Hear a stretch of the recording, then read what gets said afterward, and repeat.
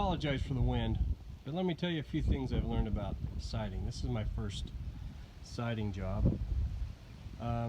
What I think I've learned is, one, cut your rough dimensions in, and then if you have tricky areas around 2x4s, line it up, mark those, and then cut them, because then you get better results, as I'll show on the other side. And the second one is, it's nice to have somebody helping you, which I didn't have, and don't do it in the dark, otherwise you might end up with gaps like that. And at $25 a sheet, I'll just have to work something out to fill that hole up there. Actually, I've got a pretty good idea how to fix that, and so nobody will really know, and it'll be really functional. But as I learned, then come around to this side, and it became, I got a lot better at it.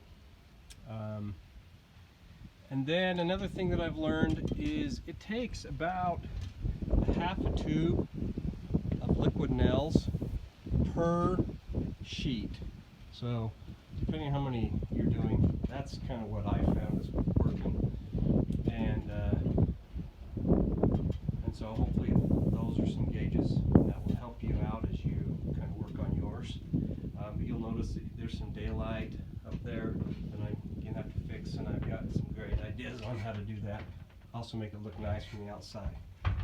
And then as I became smarter, then it started closing up really nice.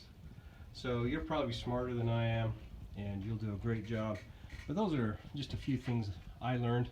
Have a buddy help you out, especially on the table saw. Don't do it at night when you can't see. And then do your rough cuts, and then line up on your cuts you need to cut around special objects on.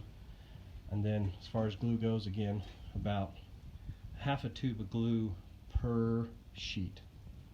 Good luck.